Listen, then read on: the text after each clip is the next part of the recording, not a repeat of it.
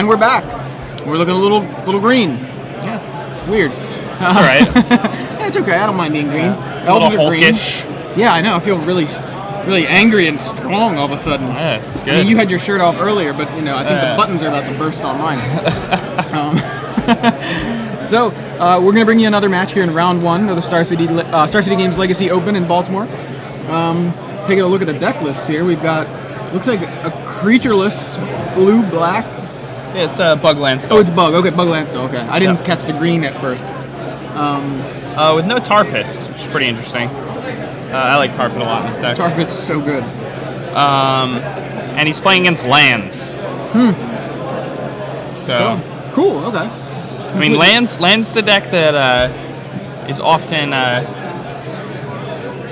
people are often upset watching lands because lands takes a long time. Well, but this match should be pretty good for lands. He's got some pretty spicy numbers in here. For example, he has Entomb. Is that an Entomb? That is an Entomb. And he has Smokestack Crucible, so he has the Stacks engine. This is Benjamin Poole versus Michael Caffrey there. Benjamin up a game. Now, I was going to say land seems pretty decent against Standstill, except that Ben doesn't run Standstill. He runs Ancestral Vision instead, which is not a common recent adoption. People have switched over recently.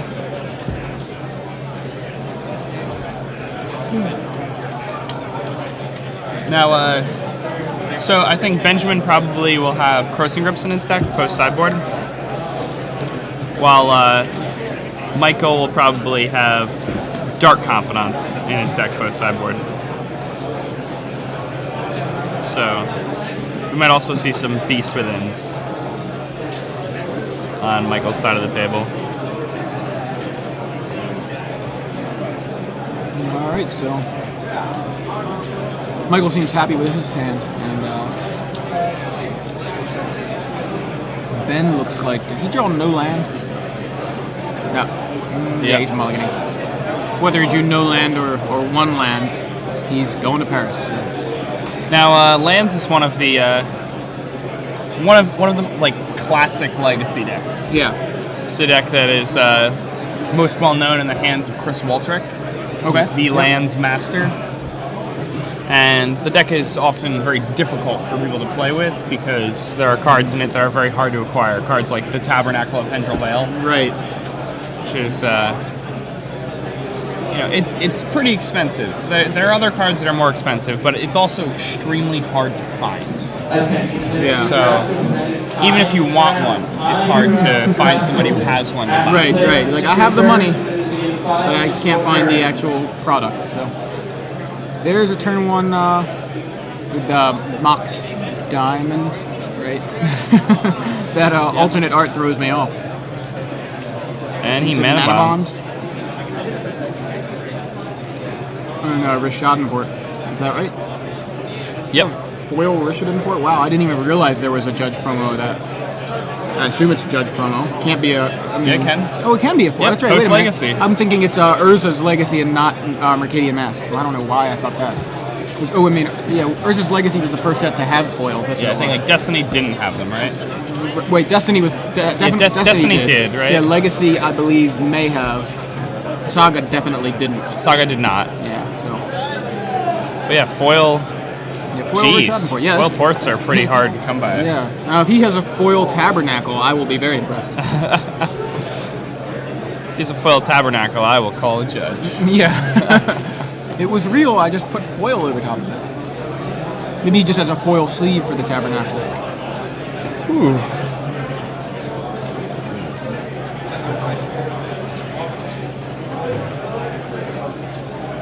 Lance is a deck I'm not as familiar with just because I haven't seen it as often in the recent, I guess in the last 6 or 7 months. I know seen it a little bit. It doesn't really have a very strong following anymore. Legacy used to be much more like tight-knit format, and decks like Goblins used to be like the best decks in Legacy, and Lands just crushes decks like that. So lands historically very, very good against decks that are attacking with creatures or decks that fail to like apply pressure. But one thing that's really important to remember is that Jace the Mind Sculptor is one of the best cards against lands. Yeah. I played a Legacy tournament long before other people played with Jace the Mind Sculptor. It was right after World Weight come out. And I played 4 Jace the Mind Sculptor, and I paired against lands 3 times in that tournament. Just +2, and I just +2'd it every turn. And they have no real way to deal with it, right? I mean, yeah, they have man lands. They have like factories. Right. They have Creeping Tar Pit. We've just seen a surgical extraction from Ben with targeting Wasteland. So extracts the Wastelands from Michael's deck and leaves him with in hand. It looks like a promo Maze of Ith and Enlightened Tutor. Not as big of a fan of that Maze of Ith artwork. As much as I like that artwork team, it's like the Zoltan and Gabor or whatever. Gabor, yeah. Zigzag. Those guys are awesome, but I love the classic Maze of Ith art. So. I'm a big fan of their Ravnica block art. Oh yeah. Apparently Michael has that whole deck foiled out, according to Aryan Rod Dragon, I guess is how you pronounce that Twitter name there. But yeah, I think we're seeing that. Unfortunately, no foil mana bond in Exodus, I guess. So.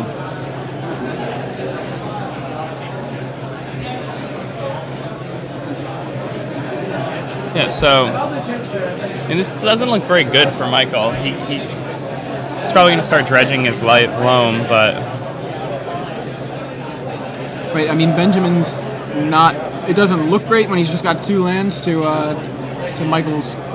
Basically 4 mana sources there. But wow, not revealing 2 lands off of that is pretty unlucky. But yeah, basically, if Ben draws into Jace and can survive 6 turns with Jace on board and protect it. Yeah, then he's got this game. So he brainstorms and sees there's Jace. Sees Counterspell, Wasteland, and Jace the Mind Sculptor. So puts 2 back, untapped. And there's Jace the Mind Sculptor. Rishadan Port taps a Tropical Island. Then drops a Wasteland and passes back, I think. Oh, no. Okay, yeah, he does. He passes back. Michael Enlightened Tutors at the end of turn, but Ben has the mental misstep.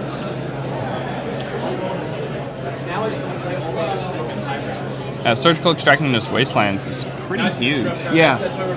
Seems like it really takes away Mike's plan of attack. I mean, being able to Mike attack wants Ben, to keep his opponent off Jace with mana disruption.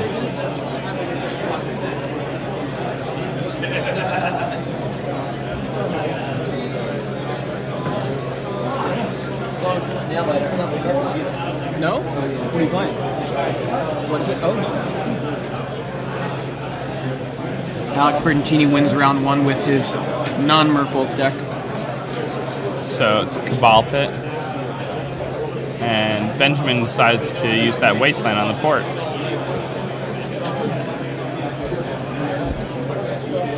Alright, Michael's going to loam again. Finally finds a fetch land.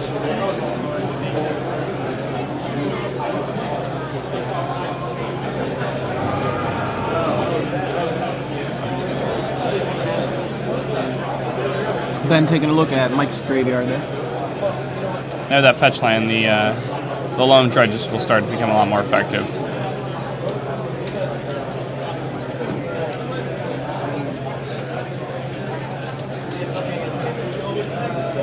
Then just discard Counterspell? Is that what that was? Yeah.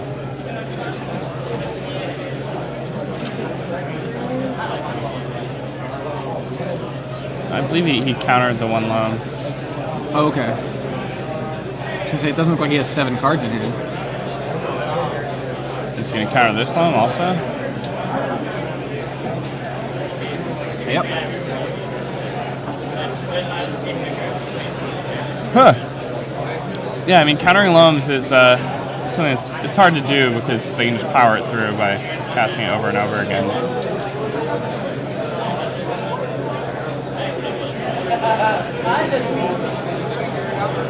That's good. He gets to suspend that visions. He really wants to do that. That loam targeted Tropical Island, Wooded Foothills, and Rishidan Port, by the way. And Ancestral Vision. Alright. So.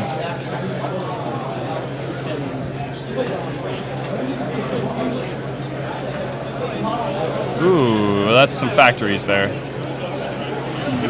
That will. Those will be good against Jace. Yeah, that'll help him fight Jace. So. Alright, let's see. Sloming. His targets will probably be a fetch land, a man land, and a port. Yep, factory, Heath, and port. Yep. So. I was ordered to tell you that I won round 1 playing Purple Order and I needed. Just got a word from AJ Carrigan came over, told us he won round 1 with Torpor Orb in his main deck. And he needs a deck tech now. So we'll have to contact Glenn. That's right.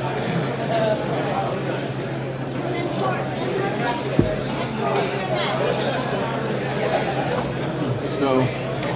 And that port is really effective. It's going to keep Benjamin off of Jace for at least one more turn, which is even when he gets to Jace, he's now he's got man, or he's going to have to battle through the factories. Right.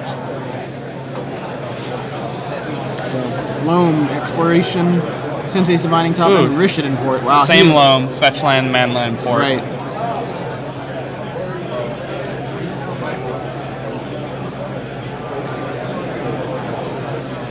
Okay.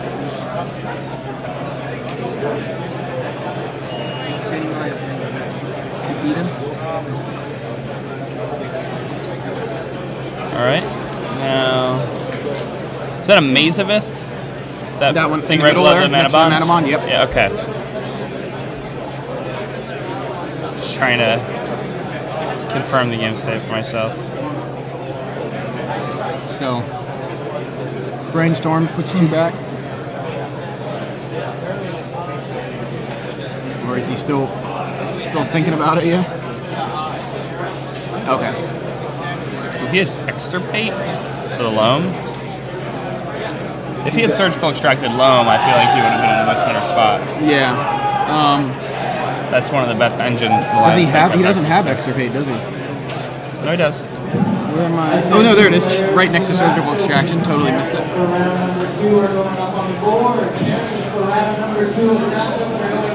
In the meantime, looks like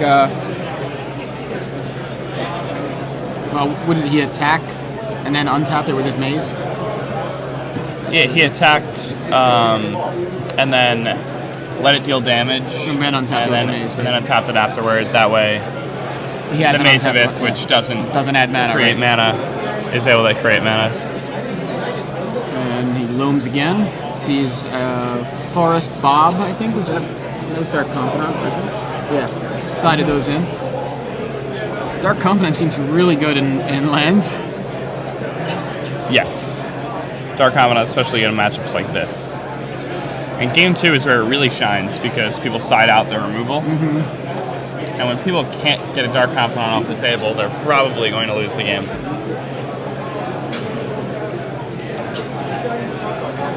So we have a Extirpate from Ben.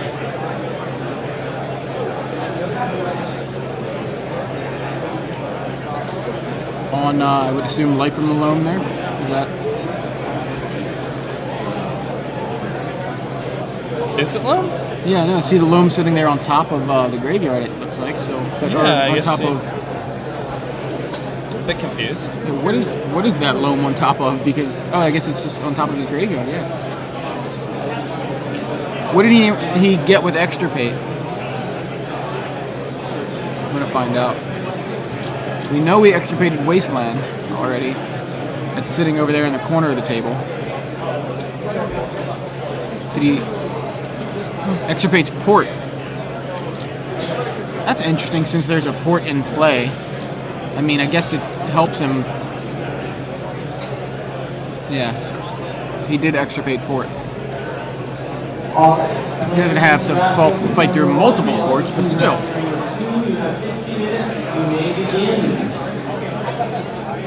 I'm surprised he hasn't just extirpated the loam.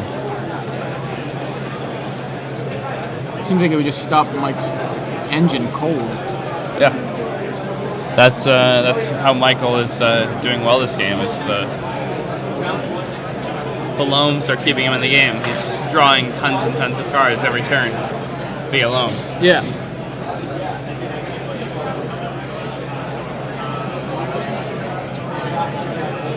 Alright. Just going to continue feeding with that factory.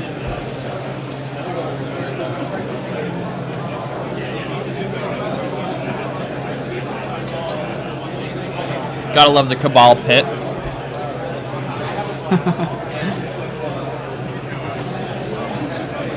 I'm gonna say judge promo artwork. It's really, really hard to, unless you know a card or you've seen it before. It's tough to tell what certain things are. So we have a brainstorm from Ben, and there's a Jace the Mind Sculptor, which looks like it's immediately going up to 5. Yeah, now he's changing his mind here. gonna get attacked by manlands. Yeah, how many manlands are available? I know there's a factory.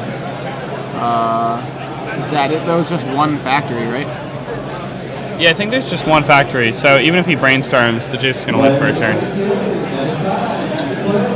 And again, player has 5. Give your assistance with your end of round procedure. Please raise your hand, call for attack. We're more than happy to assist you. that's time in the round, which to me just means Ben wins, because I don't think either of these guys can win in a couple of turns.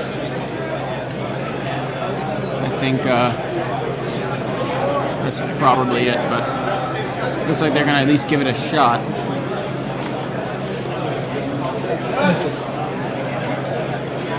He transmutes Tolaria West. Probably looking for another manland, you think?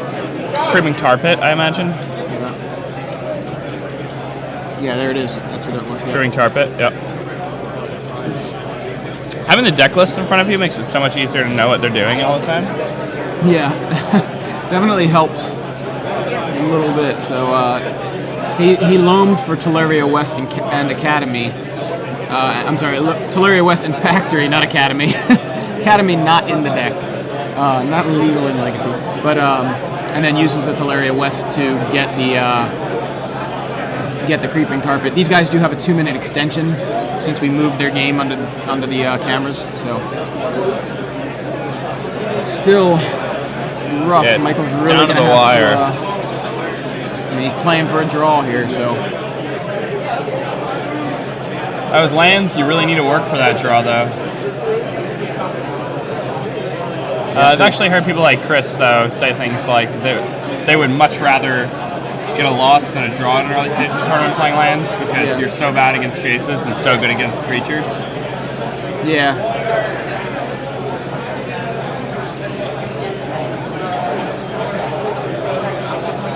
That logic makes sense.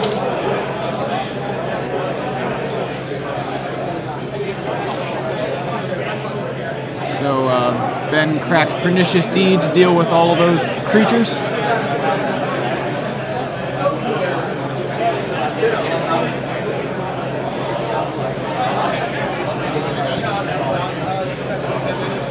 Alright, so...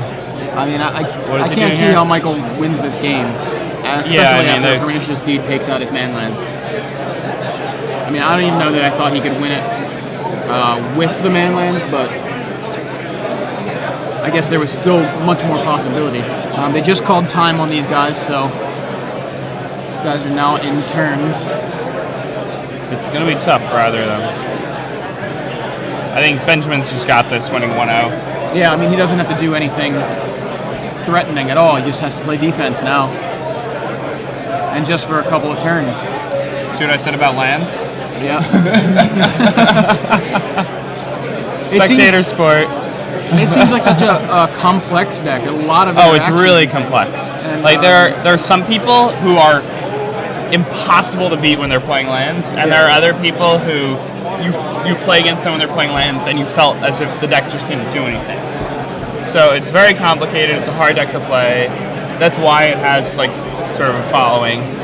The best lands player in the world, Chris Wolterick, he doesn't even really play lands anymore because he doesn't think it's well positioned anymore. Yeah. But he did very well at the SCG Open Series Yeah, definitely recognize playing that name. lands. So